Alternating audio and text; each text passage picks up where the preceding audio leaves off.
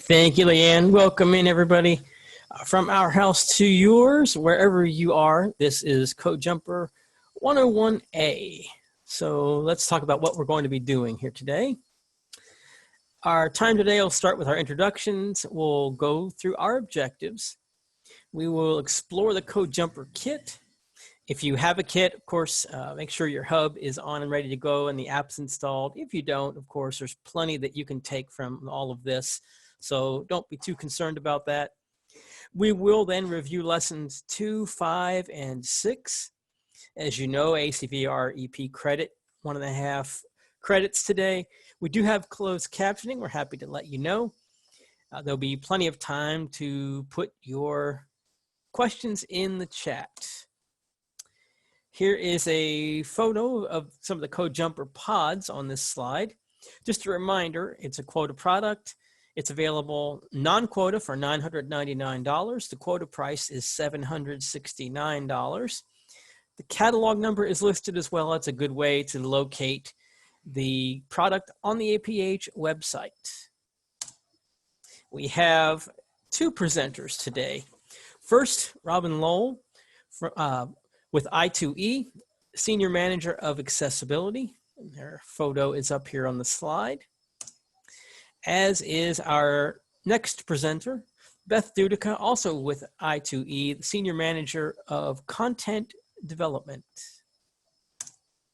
Let's look at our objectives. We have several of them to go through. We'll take a look at 3 resources designed for professionals to use Code Jumper in the classroom.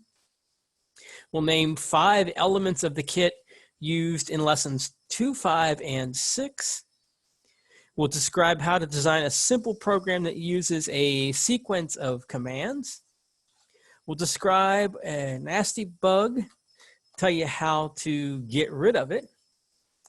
And finally, we'll talk about a loop and what it is and help you to create a program that uses one.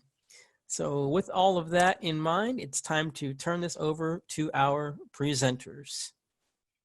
All right, thank you. I'm just gonna share my screen, audio. All right, well, welcome everybody.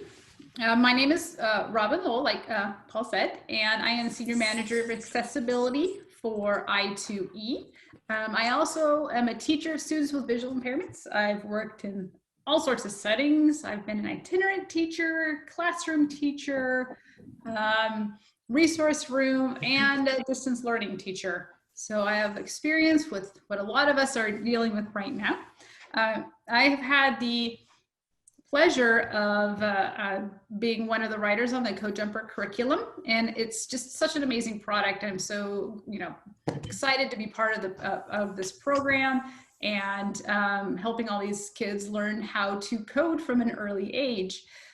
So with that, I'm going to turn it over to Beth, and she's going to tell us a little bit about herself. Hi everyone, I'm Beth Dudycha. I was an elementary age teacher for many years. I started switching careers and became a curriculum developer. I worked with Dreambox where I became a programmer, computer programmer. So computer science is a passion of mine, which helped me with Code Jumper and getting into Code Jumper. I helped develop some of the curriculum here. I'm super excited to be here and share this with you. This is an amazing product and a very, very great thing for all students. So really excited you're here. Thanks for showing up. I'm glad to see we have people from all over. It looks like that's fun. I know it's evening time for some of you. I'm based in the Seattle area, so it's just afternoon here. School's not even out. No, school is still in session, technically. All right. All right, so let's talk about why is Code Jumper so important? And this is one of my favorite little soapboxes because Code Jumper is a tool that helps kids understand that they can code from a young age. Most coding programs that are built for younger children are block-based coding. So that means it's basically like a puzzle. You drag and drop pieces with your mouse. On the screen are examples of 2 really great block coding programs, Microbit, and Scratch. But those are all mouse driven and very visual. So our students with visual impairments really don't have that opportunity to fully engage in the experience of coding with their peers. They may be able to help plan, because in Scratch you have this kitty that you make do different things, so they can help with the planning, but they can't help with the execution or even seeing the outcome of what they coded. And so that's where CodeJumper really comes in. It's this fully inclusive, multi-sensory tool that allows any student to pick it up, to be able to experience coding from a young age. And so it's really this opportunity to have a collaborative experience with coding for all kids in the classroom. So it really takes us to this idea of, yes, I can code. And on the screen, we have a picture of a student standing in front of a CodeJumper kit and in the classroom, and on the whiteboard behind him, there are letters taped that says, I will. And underneath it says, make 5-sequence code using sounds. And this is so important because it's much easier to start out with, yes, I can, from an early age than turning that, no, I can't, into a yes, I can at an older age. So with CodeJumper, it really helps kids understand that, oh, yes, I can do this. And they know they can code from a young age. I've talked to coders who with visual impairments who just they get emotional about that. Like, I wish I had this when I was a kid. I would have started coding earlier because those doors were open to me and they didn't feel that they were. So this is that opportunity for all kids to be able to access coding in, like I said, in a multi-sensory way, to help them understand that this is an area that I could go into. With the unemployment and underemployment rates so high for people with visual impairments, starting that process out as something as that they can put in their repertoire of ideas in their toolbox of ideas that they can do this as a career is critical. And you know, the opportunity that to think about coding, it is involved in all pieces of our life. And we'll actually see that in a little bit of how it just, the coding skills are woven into our life way beyond just the computer. So it's a really important concept, this yes, I can code. And I've actually seen these exact words in a classroom telling the kids, yes, I can code. Mm-hmm. So we're going to start out by, so Beth, I was just going to say, for all students, this is a huge shift. I finally killed it. A big shift that computer science is something everybody needs to learn how to know and what to deal with as they roll into a career as they get older. Everybody needs to know how computers work. It's integral to every type of job, just about, whether you're an artist or a musician. Not necessarily that you're even going to be a coder, but it does touch everybody's life now. And so it's an important element we want all people to understand from the get-go, which is why it's embedded into, from kindergarten on, all students are experiencing different levels of computer science concepts. And and it's doubly important for students with visual impairments who might be limited in other elements of block coding or be limited in understanding those things because they are so visual. So anyway, this is my soapbox. I know. Well, we can go on for a long time about this because this is part of that passion of why CodeJumper is so important. Mm-hmm. All right, so before we dive into CodeJumper, we're going to really dive into what lies behind CodeJumper in the curriculum and start with that. So Beth's going to tell us about how it's all laid out. Sure. I think also, the generation of teachers that are out there right now, many have not ever had a class in computer science. It was not embedded for their education from kindergarten on, maybe not in college, maybe not even as an educator in their current learning experiences. So there are a lot of educators who are now either being required or want to learn how to teach computer science to different levels. And we took that into great consideration with these lessons in this curriculum. We know you might have zero experience with computer science, and that's okay. This can be a first step for you The fact that you're here today is awesome. And this layout is intended to grow. So regardless of the age of your students, regardless of how much you know, if you start at the beginning, you will realize, actually, you probably know more than you think you know, for one. And for two, it's easy to learn. This is not, you do not need a degree from Harvard to be able to understand how computers talk to each other. And this is broken down into some very basic areas for you as the educator and for your students. You can learn right alongside of your students with the way that this flows. So on the slide up here, we've got an example of CodeJumper with a couple of play pods and a loop pod and the hub, and the app is showing just as an example. And then there's two categories of lessons. One is the primary lessons and then the advanced lessons. Today, we're going to sort of cover a few of the topics in the primary lessons. It starts with just computer systems. What is a computer system? Then it jumps into sequence and algorithms, parameters, threads, debugging, loops and sequences, and decomposition, which actually a lot of those things, those of you who have taught math and science or any other STEAM really, you've probably done some of these elements. You just didn't have the same lingo that they might use in computer science or how you talk to a computer. So it's just a different application. And we'll go into more of that in a little bit. The advanced lessons, which in our next couple of webinars, we'll cover a little bit more of those. We cover constants, selections, conditionals, and randoms, variables, counters, nested loops, networks, topologies, protocols, and even up to binary numbers. So students get this sort of base understanding. And these are all lined up with computer science standards that are considered standard across the globe, pretty much. And students, even at a very, very young age, even in kindergarten, can learn quite a few of these. They might need more practice in it to be able to solidify the concept, but you know, they can do it. You'd be amazed. And you can do it too, even if you don't know anything about it yet. That's okay. So the structure in each lesson is laid out in a way that, again, if you're brand new to this, that's okay. The first element of every lesson is an unplugged activity. So no screens, you don't need CodeJumper. It's hands-on, multimodal, it's an experience. It gives students a memory. It gives them sometimes an emotional memory. It's oftentimes something very fun. And it's something that later in the lessons, you can look back on that unplugged activity as a reference point. So that is in every concept that we just sort of the list that we talked about. Each lesson has something like that.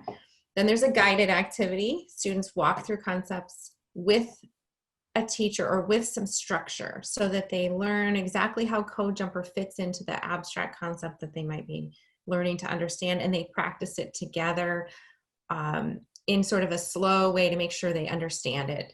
And then there's an exploration, and that is where you get to check and see if your students are understanding this and applying their knowledge in a new way, or applying their knowledge to a program either independently or with a small group. And those are not guided. Those are like it says, exploratory. It's much more play centered around that, but still around the concept. And then there's a check for understanding in every lesson, so you can kind of see how your students are doing. And then each activity has some basic features that come in most curricula. There's expected outcomes by level, so you have an idea of what should I think my students ought to be able to do? How will they know if they're getting it or not? Key vocabulary, which kind of like I said before, a lot of these words and vocabulary you might have applied in a different topic, and so just switching it over to a computer or switching it to you know, the activities that you're working on with this. Oops. Oh gosh, sorry. I just knocked my microphone out. There's resources. There's a lot of video video tutorials. There's other resources included in each of the lessons if they're applicable to the lesson. There's objectives, materials. Most of the materials are going to be the CodeJumper kit, and maybe a user guide. And then the unplugged activities sometimes have a few basic office supplies, but you won't need anything in particular.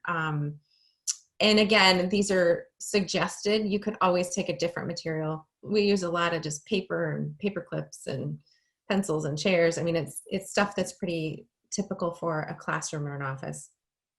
There are printable materials at the end of each lesson. So you'll see, we're going to go through in a few minutes what a code card is, and there's lots of opportunities to download and print that in whatever format you would like to print it in. There's step-by-step instructions, and there's closure in each lesson. So typical for what you might see in a regular curriculum, but meant for anyone. So if you're brand new, it's all right. And throughout the curriculum, because of the way CodeJumper is built, and because we want students to really solidify their understanding about the concepts, not necessarily about what they did in CodeJumper, but what they understand about computer science, we have an idea of a computer science journal to kind of walk along with them in this journey. And so, Robin, do you want to talk a little bit about computer science journal? So I really love the computer science journal that's built into CodeJumper. So it's not a physical, here's your format, like Beth said. It's an opportunity to really take notes, answer questions, do your reflections in the format that best suits you. So you can do paper, computer, braille note, however you want it to take all those notes. It's a really great way, but it's built throughout the entire curriculum. So that way you have this running journal of everything that you've learned during the experience for every lesson. It's an opportunity too to do some quick checks and assessments and about what kids are working on in the journal, and so they can you can kind of keep up with what they're doing. Because one thing that's really important to remember is that when you take a CodeJumper program apart, it doesn't save. It's you really just reset CodeJumper back. So you have to have a system, a way to really record that information and the work that you've done. And so the computer science journal is a great one. You can add in photographs of your programs too. So that way it's this great interactive experience that you can keep throughout the entire CodeJumper experience, and also adding it into other opportunities. And then we'll see that an example of that in a minute.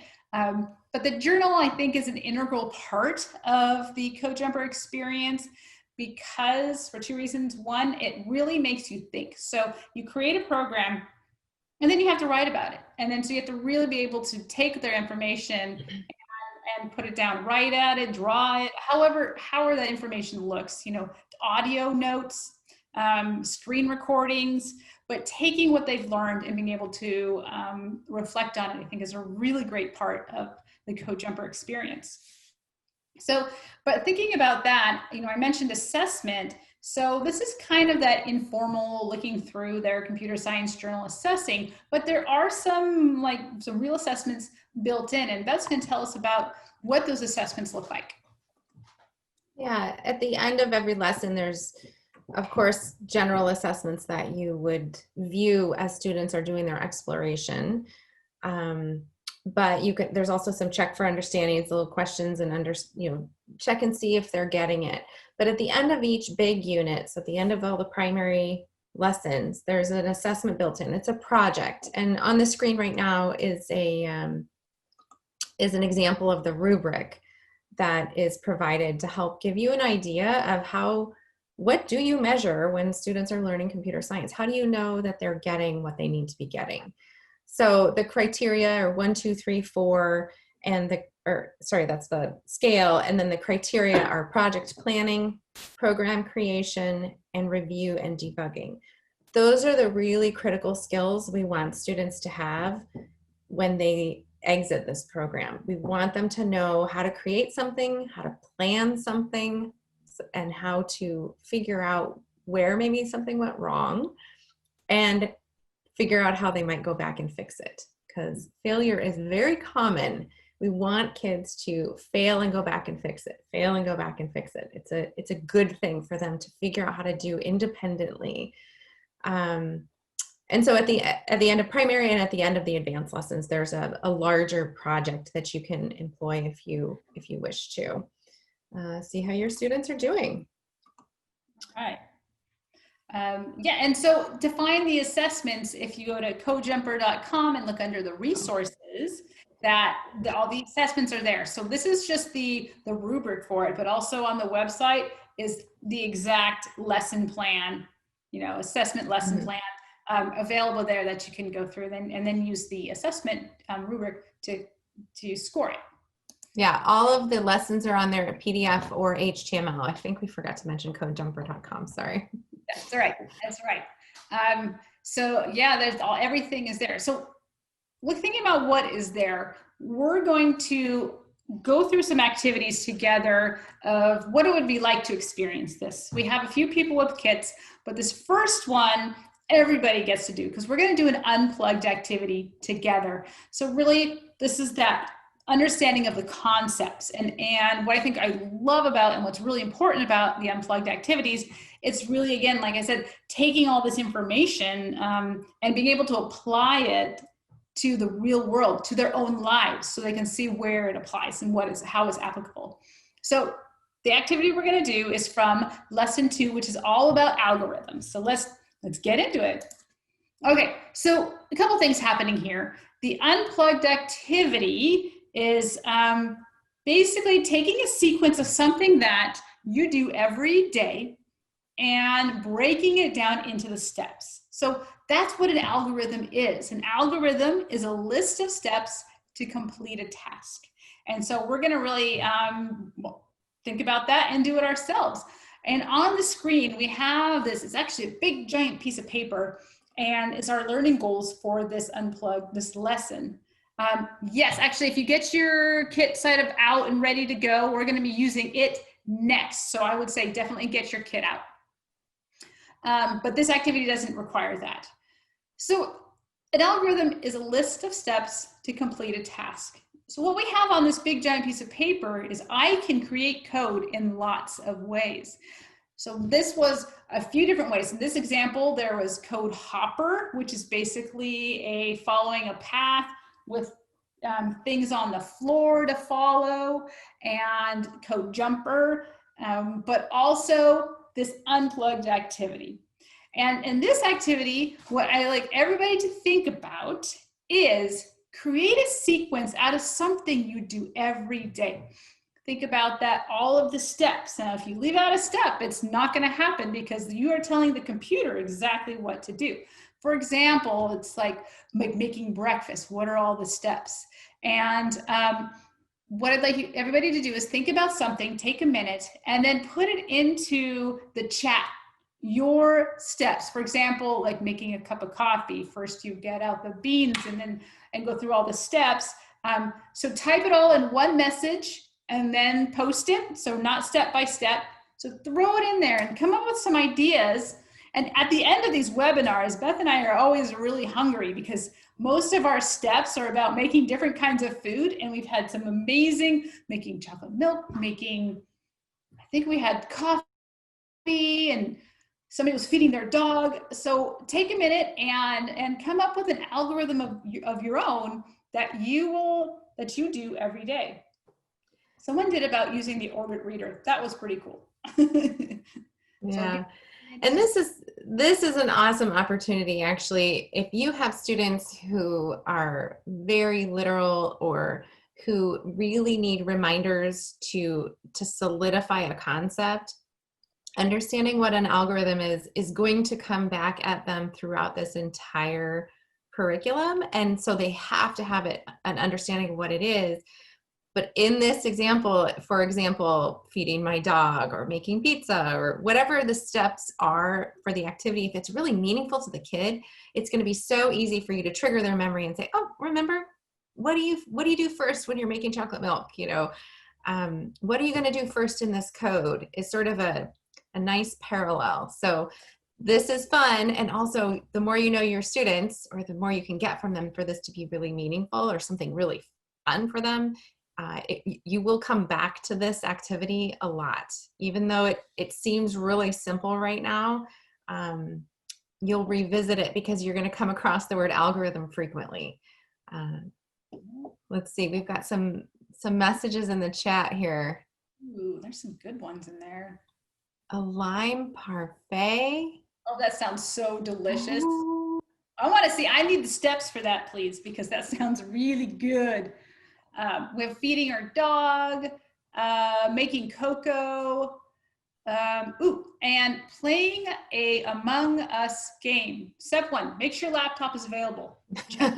Make sure it has internet. Yes. Make sure you're allowed to play the game. That is a step that most people would miss. So there's these little tiny steps that can make or break the experience. Open an Android simulator / BlueStack. There you go. Play the game. So I have more questions, but that is a good start. I'm like, how do I get to the game? What do I do? So there's a lot of great steps in there. How to get on Zoom. That's really great. Because that's a question teachers ask. Or quite often. That's a question some parents can't figure out either. I know.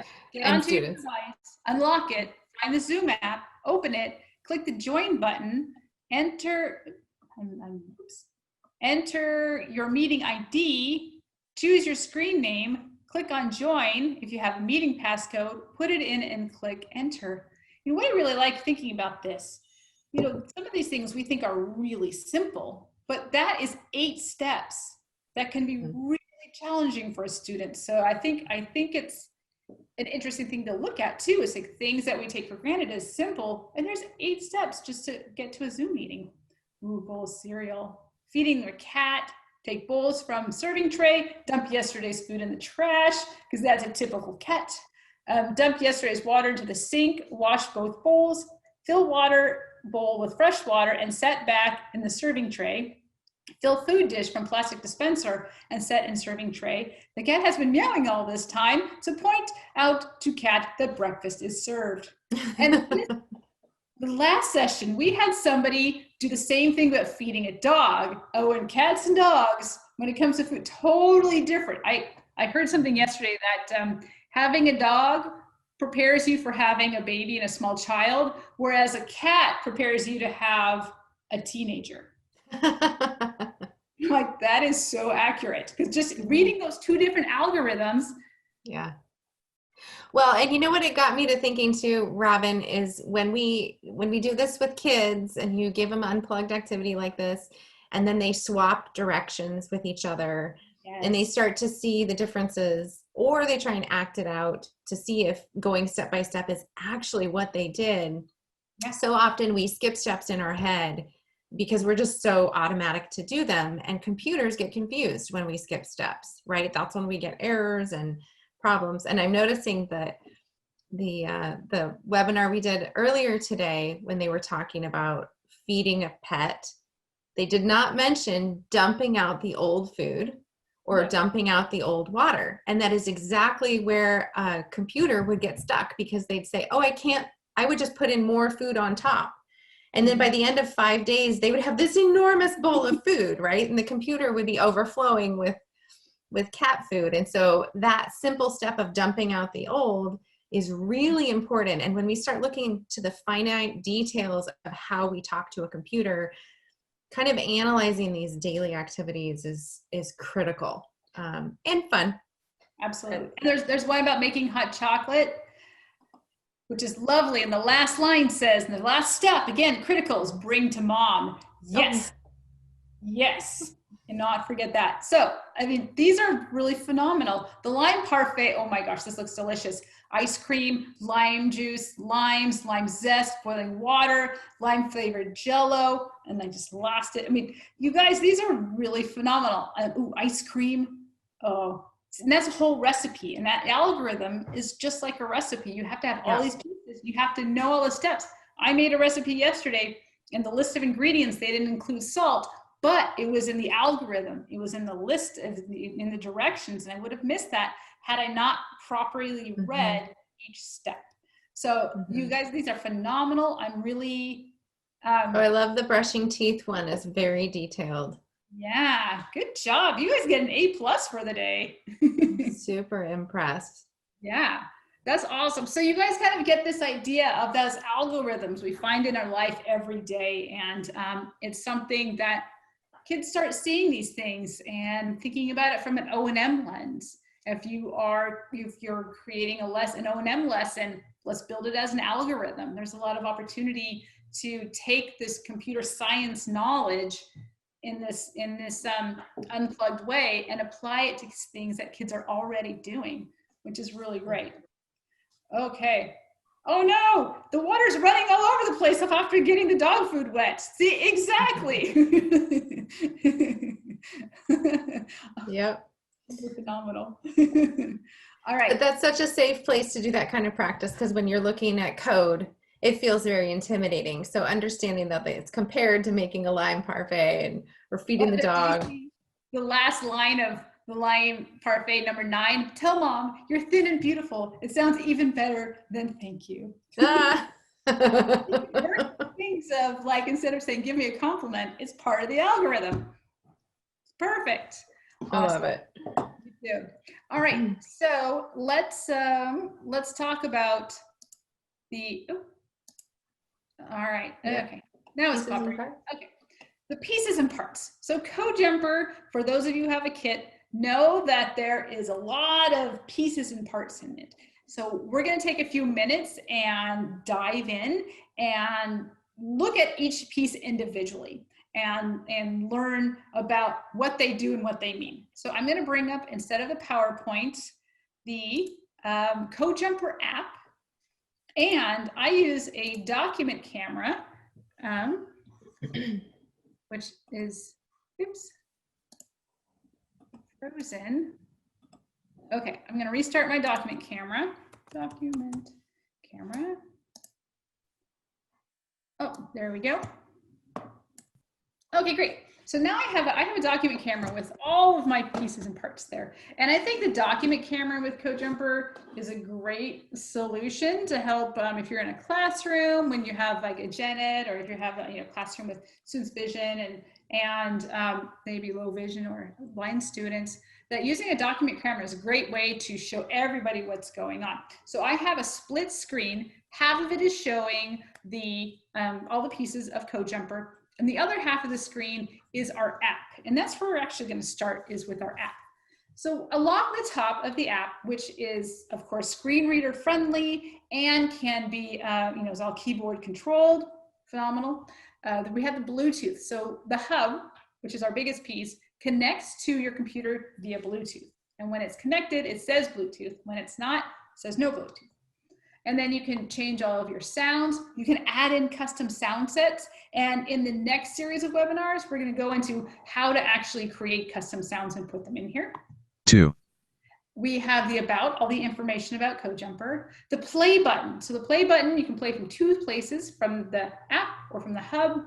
Reading the code, a button for that, and the stop button.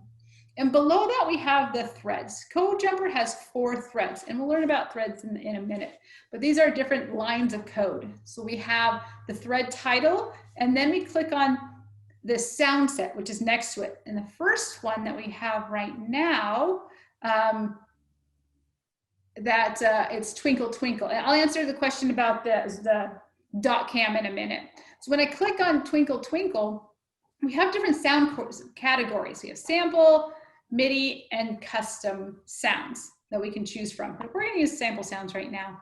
And there's a whole bunch of different sound sets in there. Row, row your boat, Twinkle, twinkle, numbers, jingle bells, Frere Jacques, all the way up to Beethoven's Fifth Symphony. So we can get very sophisticated in here. But I'm going to just leave it on Twinkle, twinkle for now. Okay, so that's the app, which is available in Windows 10. Now let's dig into the actual pods and pieces themselves. So the largest one we have is the hub. So it is much bigger than the other ones. You can just tell it's different from everything else. On the top, we have the speaker, which has a whole bunch of little holes on it for the sound to come out. And then there's a rocker switch to turn it on and change the volume. There is on top of it, there's a large inscribed circle with a triangle inscribed in it, and that is the play button. The hub itself is white, and the buttons are blue, and the rocker switch is blue as well. And next to the play button is a smaller circle with an inscribed square, and that's the stop button. Along the front of the hub are 4 different ports, and those are our threads that I talked about up in the app. Each one of these ports corresponds to a thread in the app. So we have 4 of those along the front, starting left to right, 1, 2, 3, and 4. All right, and if you have a hub, just make sure right now that it is, if you have a kit, make sure that it is connected to your Bluetooth, to your computer. Okay, now we have all of our command pods. So the hub is that's where the action all starts. And I have a play pod, and most of our pods are similar in shape, similar to a computer mouse. And on the top of the play pod, we have 2 dials. We have a short donut-shaped one with ridges around it, and that is the sound dial. So that's where you choose what sounds you're going to hear from the sound set. There is also a taller ridge dial, and when you turn this one, this is the speed of the sound. And right on the front of the side by the speed, the dial for speed or duration, is a notch where there is a port to plug in other command pods. And the other side of that pod by the sound dial, there is about a 4-inch cord that comes out and has a plug on the end to either plug into another command pod or into the hub. So that's the play pod. So I'm just gonna plug it in. And if you have it, go ahead and plug in one play pod, and you can hear that click. That tells you that it is actually connected. And if you don't hear the click, unplug it and plug it back in. Okay, and then it shows up on the app as a line of code that's inside of that first thread, and it gives you the command of play, tells you the sound, and then the speed. The second pod we have is same shape, computer mouse shape, very similar to the play pod. And this one is white with an orange tall ridge dial, and this is our pause pod. And so this one will give kind of a wait time between 1/4 and 2 beats in your program, and the dial on top is just a ridge dial that turns, very similar to the one on the play pod. And next to that, below that ridge dial, is a notch in the pause pod where you can plug in another command pod. And then we have the loop pod. So the loop pod is a little bit different. The body of the pod is similar in that it's mouse shaped, 1 dial on top, a flatter dial similar to the sound dial. And this one is white and yellow. And we have the 4-inch cord coming out from it with, on the other end, a notch with the port to have another command pod. But this one has a second port on the lower end and a longer cord that you can use to create an actual loop. And we can liken it to like a cul-de-sac. You can go around, or a merry-go-round, and it goes around. And then finally, the last pods are the selection pods. And we're not going to be using this one this session, we will next, but I just want to just identify what's in the kit. So the selection pod has 2 dials on top, and these are to turn, you can turn these to make different selections, with 2 ports coming out below on the side of the pod instead of the one end. And again, another 4-inch cord that comes out. And then the merge pod, which has 2 plugs out and then 1 port in. And these, both selection and the merge pod, are all white and green. And then in the kit, we have 2 different types of plugs, which we are not going to be discussing today. That's for the next session. But that do different things. We have a variable plug, and then we have different command plugs, or different plugs such as constants or count up, count down. So that's just a quick overview of what actually lives in your kit. So now let's dive in and actually create something. So Beth, can you kind of go over what guided activity is, and then we'll go from there and create something. Yeah, you bet. So after students have had an unplugged activity with a concept, we guide them through and walk them through step by step to make sure that they're making the connection between that abstract concept and how it plays out and how they see it work in CodeJumper. So a lot of this is I do, and then you do, and then I do, and then you do. So on screen right now is an example of Robin is actually in a kindergarten classroom, and she is working with some students, and they're it looks like they're tracing the code, and they have CodeJumper in front of them with some play pods attached, and the app is available there. Yeah, that was just a small group. One more description. There looks like a black cloth that has been laid so that the white pods show up against the white tabletop. Mm-hmm. Yes, good point. And that it's laid out in a string, like a left to right. The hub is on the left, and the pods are coming out onto the right. Yeah. Do you want to flip to the next? All right. Here we go. The guided, this is similar to what you would find in the curriculum under a guided activity. And in this activity, students are working with understanding, this is sort of their first experience with threads with CodeJumper. And so they'll be introduced to the pause pod, and they will create a simple program that uses 2 different threads. So in this, we actually, I think, have students create the program and then transfer it to CodeJumper. So Robin, I think this is when they would use their computer science journal. Yes. And create their program and then actually run it, like place it and put it all together with CodeJumper. They're not exploring with CodeJumper first. They're trying to apply the concept they learned in the Unplugged and what they knew in this guided activity, and then they transfer it to CodeJumper.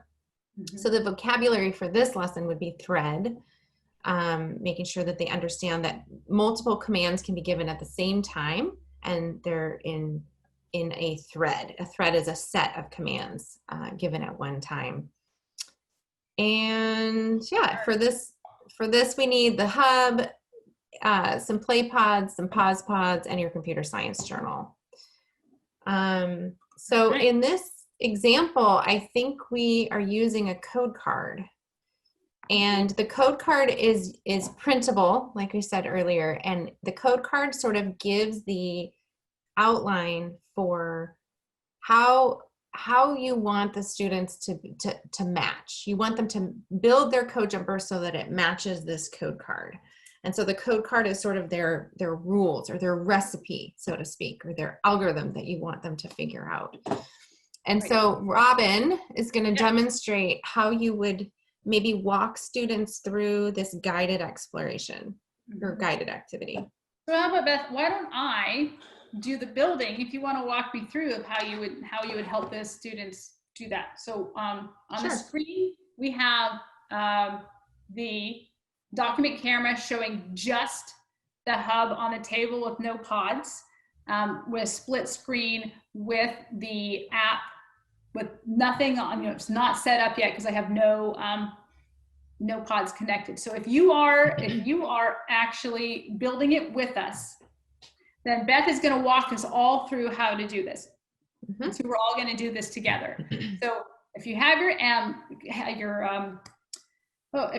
your kits ready to go, if you could throw a Y into the chat so we know that we can build. And if you're trying to build this and you have a quick question and it's easier to just come off of mute and ask, please feel free to do that, because we want to help make sure you're understanding how to use your kit. All right. So I'm not seeing any Y's yet.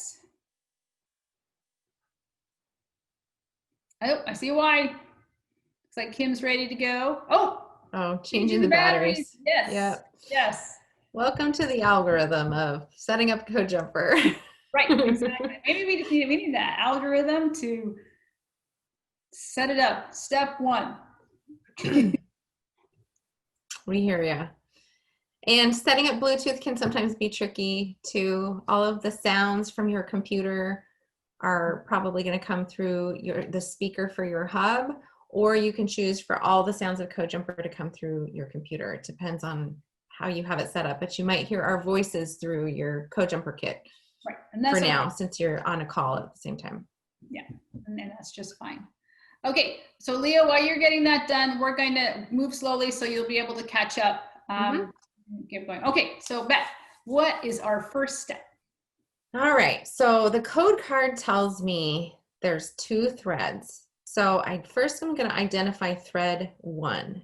So if the hub, if the volume and turn on off switch is at the back, from the left to the right across the front by my tummy, it goes thread 1, 2, 3, 4 in the notches or the ports where I could plug something in. So the farthest left notch, kind of on the same side as the stop button, we need to insert a play pod.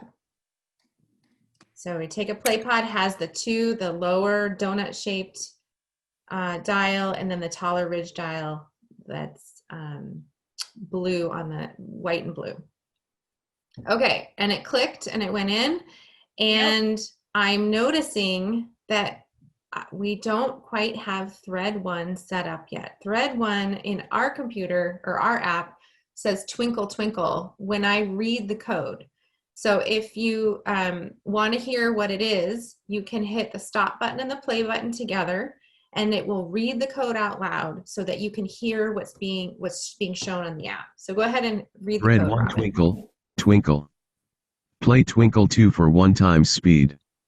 End thread. So it said thread 1 twinkle twinkle. That implies that the sound set for thread 1 is set to the sound set called twinkle twinkle. The next line said play twinkle 2 for 1 time speed. That's the line that is our play pod.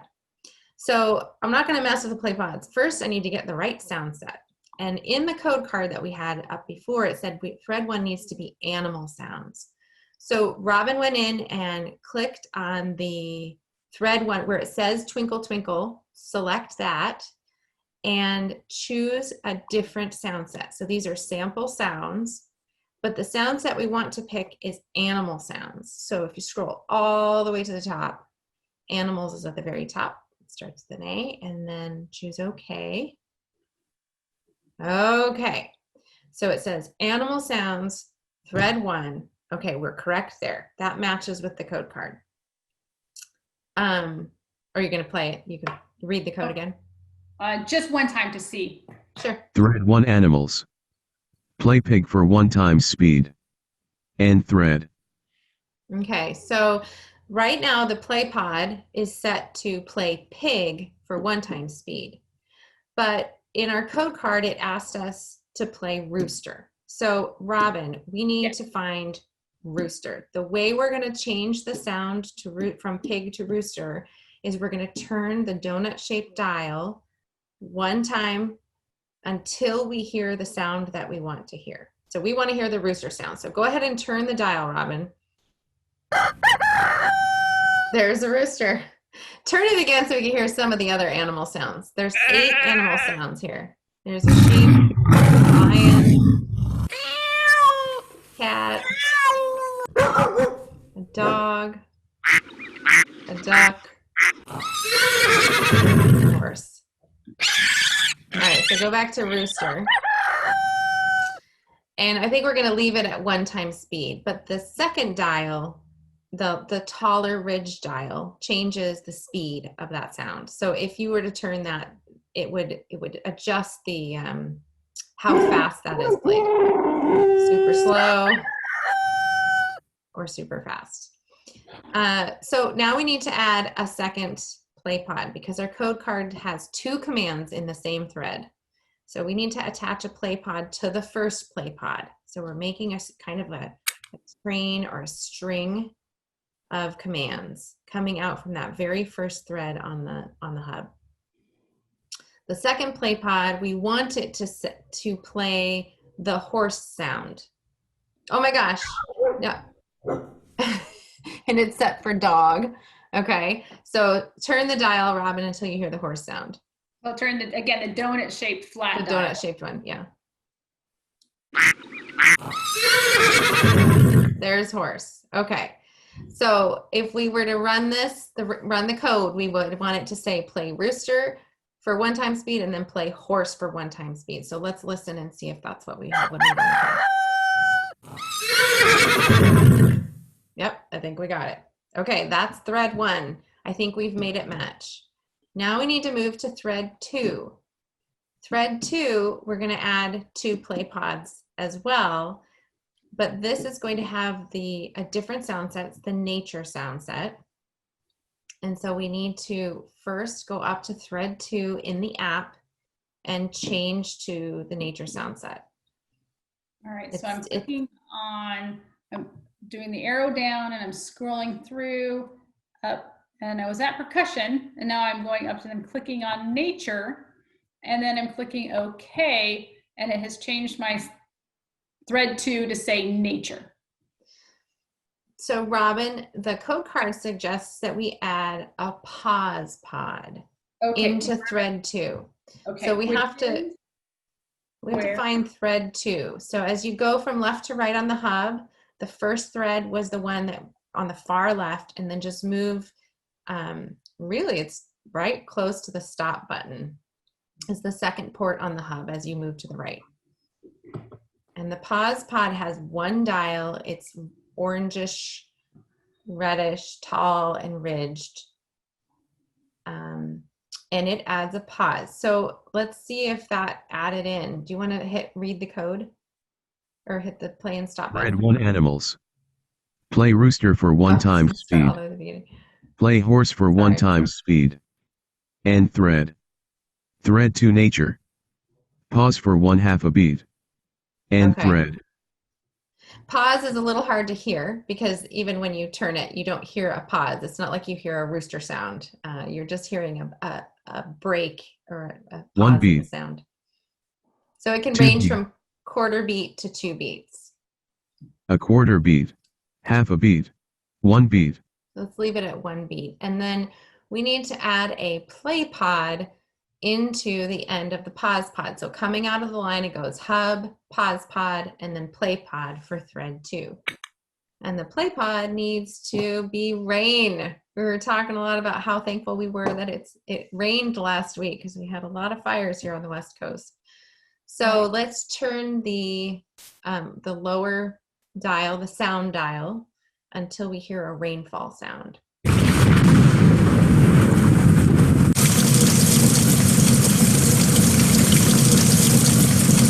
Sounds like rain. And let's speed it up. Let's make rain for 2 times speed so it's a little faster. So take the other dial. There we go. Okay, so now we have 2 threads, just like what the code card, when I read the code card, it matches to what the app is saying. So everything seems to be in alignment. So shall we show tracing the code as we hit play? Yep, so tracing the code is putting your hands on the pods as they play. And this is very typical of coding when you need to find errors and whatnot and know where you are in the line of code. And in Code Jumper, we put our hands on the pods as we're hearing them, so we know where we are. So here we go. Typical Northwest farm: horses, roosters, and rain. Lots of rain. Lots of rain. So, for those of you who have a kit, in the chat, throw in a Y if you were able to create this program. And it looks like Linda sharpied 1, 2, 3, 4 on the hub for each of the ports for the threads. Nice work. You could also use a tactile sticker. Absolutely. Yeah. Yeah. Looks like Linda said yes. All right. Can do the next one. Batteries have been changed. All right. Awesome. All right. Yes. Yes. Step 1, batteries. But there's plenty more to do. Okay. So we have 30 minutes left. So let's move on to the next thing that we're going to chat. I don't want to actually take time for the reflection, but let's do that at the end. Yeah, we'll do it at the end. So just thinking about struggles, how do you keep your kids organized with this, and strategies. So let's talk about Code Jumper in the classroom. So Code Jumper in the classroom, we've had the opportunity to actually use Code Jumper with kids in different settings, which is really great. it's a good opportunity to do it in a, you know, one-on-one or small group, because it works best having 3 kids to each kit. 3 is ideal. Any more than that, it becomes more of a struggle for all the kids to have opportunities. And so you can do it in a one-on-one setting. If you're doing a pull-out experience with kids, that's great, that works.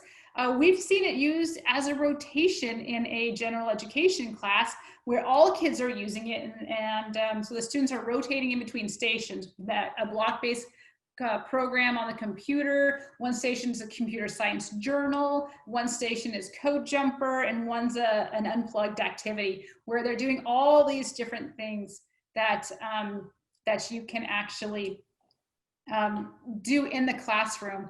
So Code Jumper really is, at the end of the day, is this really inclusive experience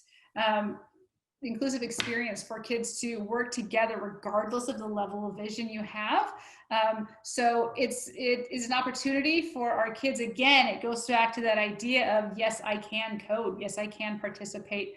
So using it in the classroom with multiple kids is great, or even just one, like it's in that rotation where everybody gets a chance to use it. And what's really nice is the curriculum follows right along the same path as the block-based coding. So you can use it in tandem with the other coding programs as well. So if a student is just using Code Jumper independently, but they're still getting that same content and still that same knowledge. All right. So that's it in a classroom. And then we will talk about it in a remote setting, because that's where many of us are right now. So let's talk about this from another guided, but we did just that basics, but you guys are already so advanced. I mean, just based on your unplugged answers, you got this. So we jumped into doing the threads and doing multiple threads, not just a sequence. Yeah. But now let's go and do some debugging. And one of my favorite things is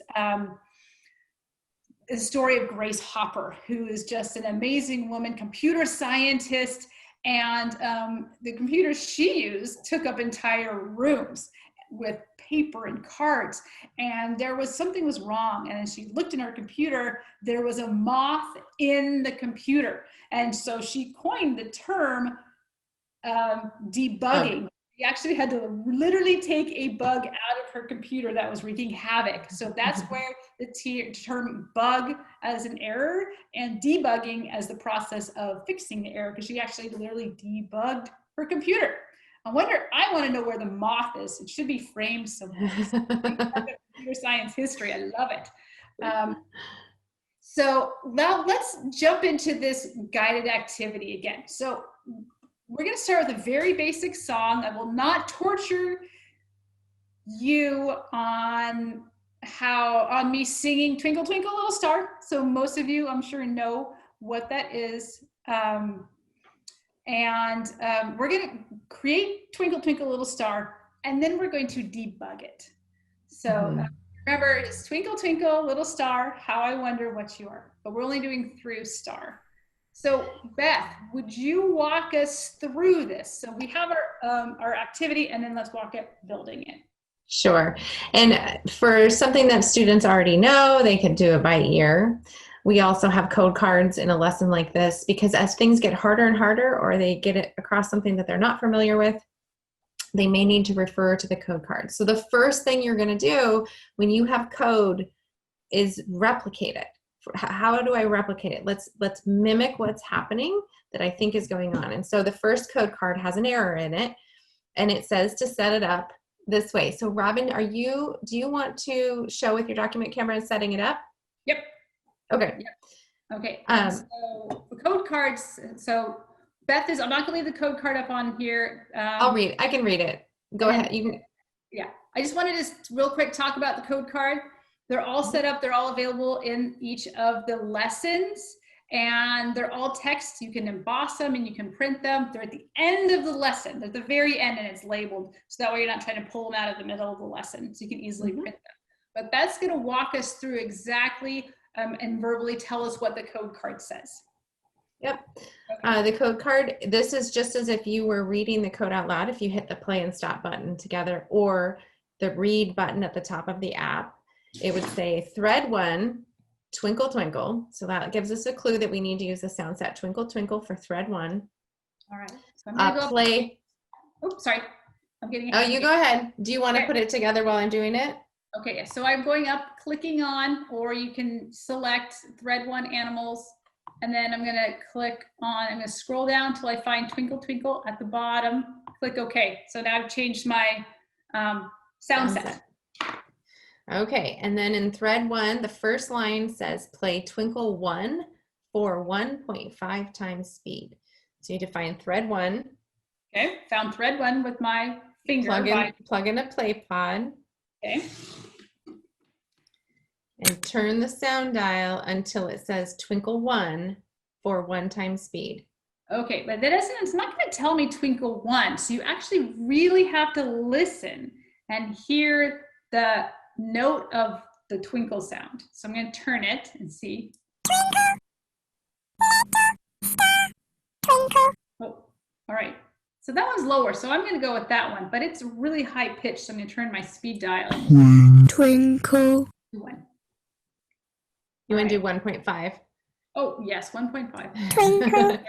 And if you're not sure, Robin is pointing out something that's actually quite complicated or can get tricky. And as our little computer scientists grow and try and discern what's going on, if you read the code out loud, you will be able to match the code card absolutely. Especially when we get into notes. If you don't know what C5 is or D6 or whatever, you might have to read the code out loud to be able to see it, because the sound that's coming out when you turn the dial might be the sound of a horse, but it's not reading the word horse, if that makes sense. So for Twinkle 2, we need another play pod. So the next line says add a play pod. To the end of the first play pod, put the cord of the new play pod into the old notch part that's already connected to the hub, and then turn the sound dial till it reaches Twinkle 2. Star, twinkle, twinkle. You can hear that difference. All right. So I just turned the 1.5. speed dial to 1.5. That's why it went really high. And then for the third line, it says add another play pod. So in the same line, so now we'll have 3 play pods hooked together, add the third play pod to the port on the second play pod, and turn the dial until the code card says star for 1.5 times speed. Twinkle, little star. Star. Okay, and then we need 1 more play pod. So the fourth play pod will get plugged into the end of the third play pod, and that needs to, it says play little for 1.5 times speed. So we just Twinkle. Sound dial until we get to little. Here we go. Okay, so Robin, Yes. hit play and Okay, let's trace on the the code. hub, I'm pressing the play button, or you can press it in the app, but I'm going to go for the hub. Twinkle, twinkle, star, little. So I trace the code, so I'm looking at this. Okay, do we have an error in here? Do we have a bug? Because if you know it's twinkle, twinkle, little star, that we have a bug. So now we need to figure it out. What is the bug and how do we need to change it? So by tracing the code, I'm going to do it one more time. Twinkle, twinkle, star, little. So I kept my hand on the one that has the error, which is, where's the error? Which sound? Maybe put it in the chat if You you have notice someone that there's who's an error. raised their hand. Oh, Leo, where is it? I'm here. Where is it? It's in the 3rd and 4th pod. Correct. The Nice. third and fourth pod. Thank you. Absolutely. Thank you for that. Okay, so we need to fix that. And if there's a 3rd and 4th pod, they're obviously in the wrong order. So we have 2 options. We can either physically take our pods apart and switch them, or we can turn the dials. And we're going to turn the dials. So I'm going to turn the sound dial on pod number 3, and it should be little. So I'm going to turn it. Twinkle, twinkle, little. Okay, little, great. And now I'm gonna go to pod 4 and do the same thing, turn the sound dial to star. Star. Great, okay, so that should have debugged. So I'm gonna run the code one more time, trace it. Twinkle, twinkle, little star. All right, we did it, we made the error. We fixed the error. So the sound, it might seem simple. So this is, what I like about this one is twinkle, twinkle. It's a simple activity, but the focus is on finding the error and fixing it. It's not having a complicated program, so that the attention is on the error and what I need to do to fix it. Thinking about those different ways. So starting out simple is not a bad idea. It's actually a great idea. So we just created a program and we figured out that there's an error, we traced the code, and then we fixed it. So that is what debugging looks like. It gets really complicated and finding those errors can be challenging. So we did it. Nice job, everybody. So moving on to the next thing, oh, sorry. I just was saying, yay, sorry. Didn't mean to interrupt you. So let's talk about what CodeJumper looks like at a distance. Well, I'm really excited about the opportunities that CodeJumper has from a distance. I was a distance high school mathematics teacher at the Washington State School for the Blind. So I have a lot of experience in this area. So I'm really been thinking about how can CodeJumper make a difference during this time? And there are so many opportunities. It gives kids the experience with hands-on learning during this time. They have the kit, they can create programs, all these different things.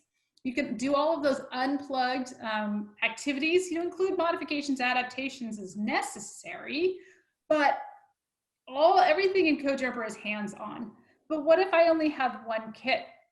Well, I would send it to a student for a little bit, but first familiarize yourself with it, create videos of yourself using it, and take still shots of everything that you want to do. So even if it's not in your hands, you know what programs look like, or create those code cards, however you want to see it. And if you want to use different code cards, because the rest of them are already there.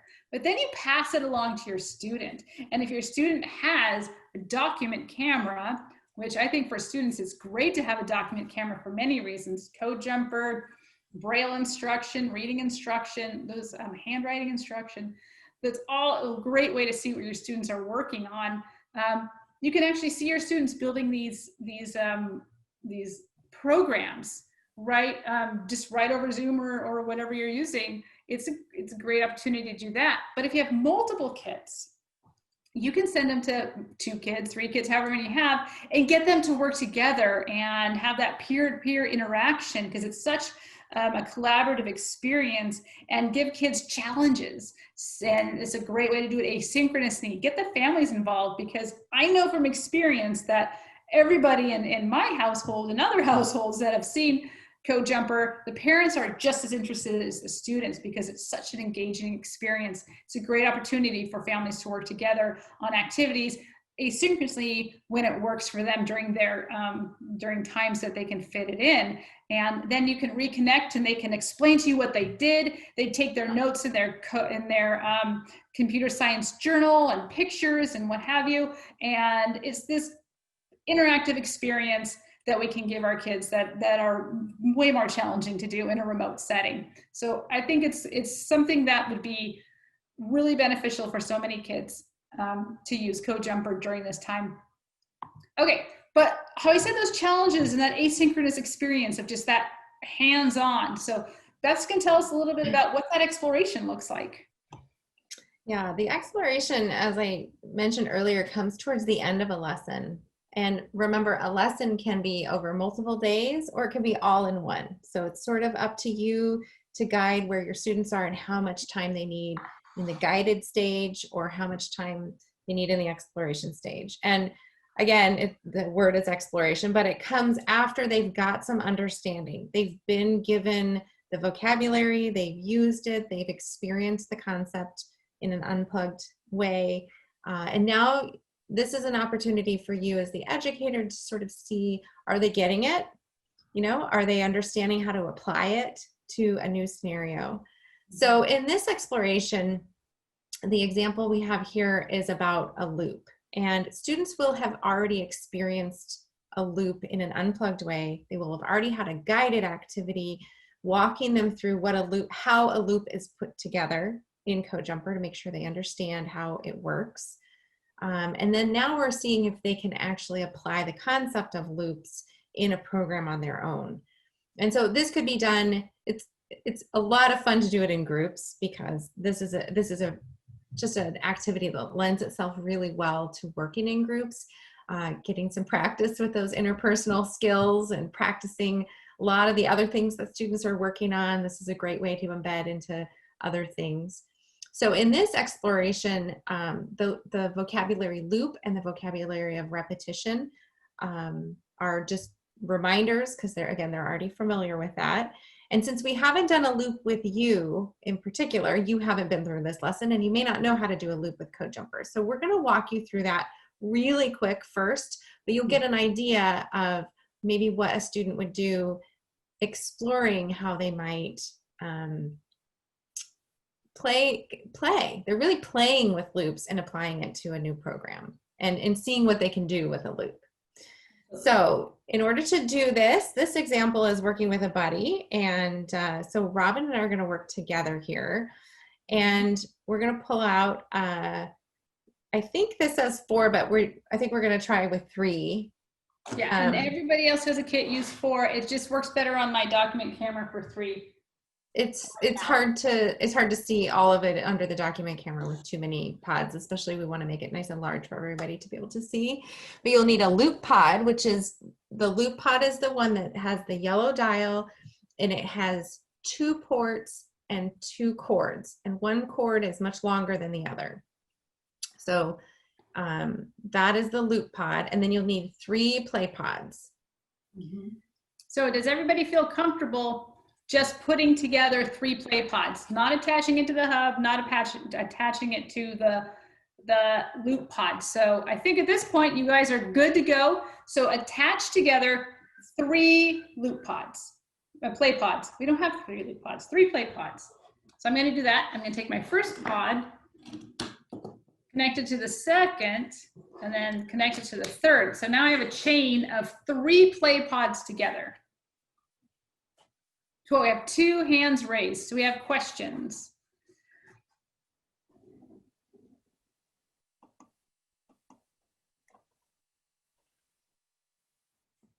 All right. Do they want to come off mute and ask a question? So do we leave? Oh, what? Not yet. We're not quite done yet. We're making one more program. Oh, okay. Okay. All right. So we're putting together a loop. So we have 3 play pods together. And then, okay, Beth, what are we going to do next? We are going to connect the 3 play pods in a loop coming off of the loop pod. So we're going to connect the loop pod, let's see, which way do we go first? We go the long cord of the loop pod first and connect it to the back of the last play pod. Okay, so I'm putting it in the port on play pod number 3. Mm-hmm. That's connected to 2, that's connected to 1. Mm-hmm. And then the cord on 1 goes into the bottom port. There's 2 ports on the loop pod, but the one that's on the same edge as that long cord. Yes. And then you've made a circle. It should make a complete circle or a loop. And then when that is all connected, you can take the short cord of the play pod and plug it into the hub. So to make that circle, do I need to plug it into the lower port or the upper port of the loop pod? Good question. The lower port. The upper port is going to be what continues on in your code. And maybe we'll grab another play pod in a minute and show you how that kind of continues. Mm-hmm. So from the hub, we should probably connect the short cord of the loop pod into a thread on the hub. Into thread 1? Sure. All right. We'll hear it click. Okay. And then the app is going to show a yellow loop bracket around all of the lines of code that we normally saw with the play pod. And so if we were to read the code, it says loop however many times. Yours might be set to a different number between 1 and 8. And then the play for each of the sounds. So I have no idea what those sounds are yet. Did we want to switch the sound set for this just to try something different? I think so. Let's switch the sound set to the piano sound. All right. So I'm going to go and click on select Twinkle Twinkle. Click on the sound category. All right. And change it to MIDI instruments. Okay. And you have 3 different people with hands raised, just so you know. Oh, okay. And then in the sound set, sorry, choose I forgot piano. to lower my hand. That's Nope. okay. Thanks, Leo. Does anybody else have a question? Feel free to. Yes, I have a question. Yeah. Yes. Could you explain what a loop is, please? Is it repetition or does it go over and over again, like twinkle, twinkle, twinkle, over and over again? Is that what a loop is? Yes. So when we play, it can go twinkle, twinkle, twinkle if you have one play pod. But inside of this loop, we have 3 sounds, and we'll get to that in just a second when we play it. But it plays everything in order each time, how many times you tell it to loop. So Okay, so it's the same repetition over and over again. yes. Yeah. So Okay. let's play it actually. So Robin, click OK, Okay. and then we have the play pods are set for a different sound each time. So Okay. if you let's see, it says loop 2 times. Yep. So let's just see what's there and hit play and Okay. trace the code as we go. Other way. It goes. So.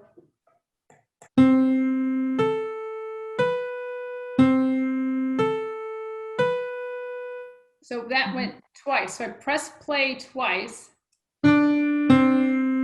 So you can go through and do that. But so the question was if it's just one again and again. So whatever's inside this loop is going to play that sequence however many times up to 8, or if you use the infinity plug forever until you press stop. It'll go around and around again, depending on how many times you are requiring it.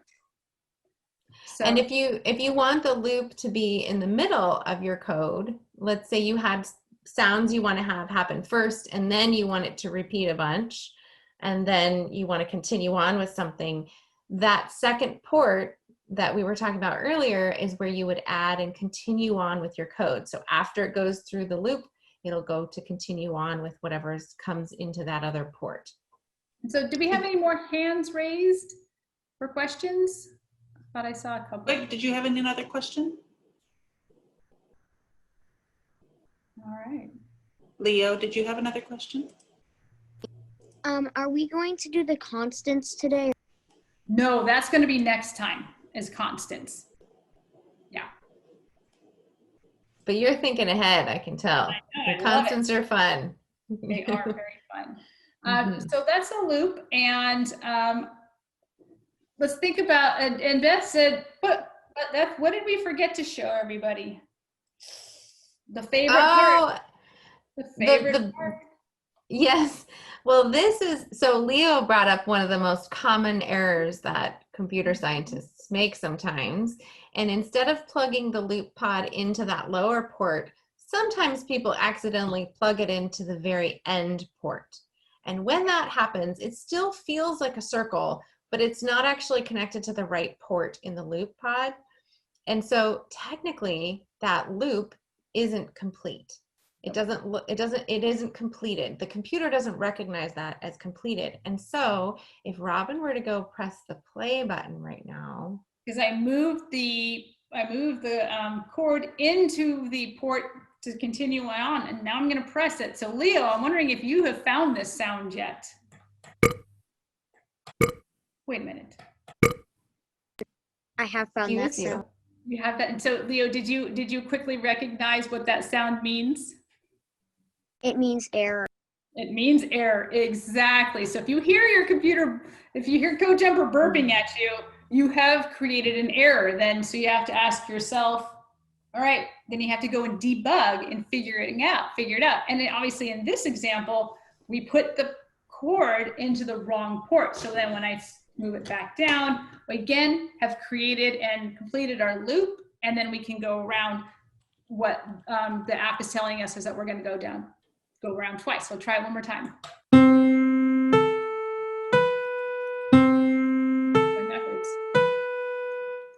So that is a loop, and it looks like Susie has her hand raised. So if you want to ask a question.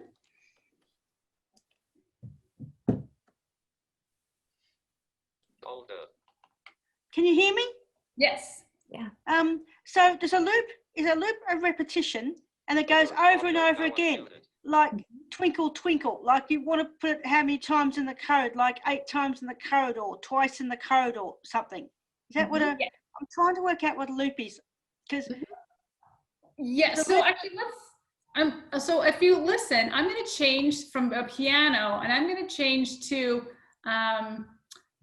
I'm going to change from a MIDI to a sample sound to make it kind of easier to see. So if we go twinkle, twinkle, actually, if you do know the song Row, Row, Row Your Boat, that's a great one. Okay. So if I create a quick loop, so the song is row, row, row your boat. So we need row 3 times in a row. So if I have a loop. Life is but a dream. Life is but a dream. I have a loop with just one, I have one play pod inside of the loop. And I'm going to turn that to row. Row. And then when I press that, it's going to say row 3 times. Row, row. Oops, no, that's 2 times because I had the loop wrong. 1, 3. Row, row, row. Okay, so I asked it to say row, row, row your boat 3 times. I could have put 3 play pods in a row and had each play pod, but the loop is that repetition of having it say 3 times in a row. And then to the end of the loop, I can add another play pod and have that one. If this is outside of the loop, your boat.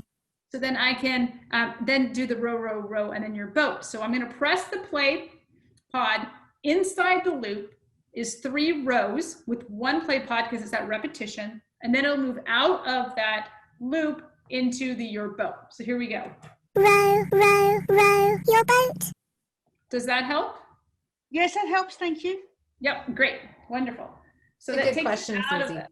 Yeah, that is a fantastic, because this is really interesting, and it's a great question that a lot of the older kids struggle with in a text-based experience of coding. Those loops are so abstract, and CodeJumper is fantastic because you take those ideas like this loop, it's so abstract, move it into the concrete, and it's like, it makes sense, and then they can kind of understand that and apply it.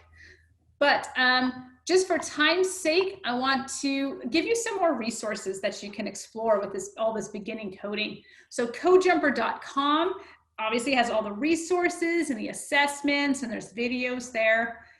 Education.microsoft.com has an hour-long course on CodeJumper, including videos and how it all works, and the user's guide, which is also on codejumper.com, user guide on codejumper.com. So those are 2 great resources. And some other resources, which we'll throw in the chat, are code.org, k12.cs.org, CS Teachers, and CS for All. And all of these organizations are nonprofits that are really, these are for basic coding for students. And again, all the CodeJumper curriculum and everything follows right along with all of these different organizations. But, let's see here. I'll throw them in the chat. So. And if anyone is looking at the presentation, I know this happened earlier today that people weren't able to access the presentation. Apparently there is a big outage for office.com today. And so if for whatever reason, it should be back up very soon, I would expect. So if you can't access it for some reason, try again later or tomorrow. So yes, we've been experiencing some of that today. I will agree. Yes. Yeah. They had a big hiccup today. Yes. Yes, my kids learned that this morning when they were trying to go to school, and that didn't work so well. Okay, so in the chat, I put all of those resources, those links to the educator, the Educator Network, CodeJumper, and all the other organizations. The question, can we watch this later? Yes, it is going to be recorded correctly, Anne, and they'll be able to access All of them? All right, so you have a plethora, you have 4 to choose from of which session you'd like to watch. So question, I remember you mentioned microbit and scratch at the beginning of the webinar, so I apologize for making you repeat yourself, no problem. But does this work in any way with either microbit or scratch, or is it a completely different system? It is a completely different system, but it has all the similar words and verbiage and flow that both microbit and scratch do, but they do not work together. They're completely different systems. That's really, really You can great. still have sight and play with it. Oh yeah. Those light dependent folks still enjoy it. Yes, very much. Yeah, it's that whole very inclusive, everybody gets a kick out of CodeJumper. It's just a lot of fun. Well, I want to say thank you to both Beth and Robin. This has been my 4th. I still continue to learn more and memorize pieces and parts, and I am looking forward to the 4 different sessions of CodeJumper 101B that we will do next month. Yay, awesome. Well, thank you everybody so much for being here and all your great participation. Appreciate it. Yeah, we hope to see you at some of the advanced sessions next month. That'd be awesome.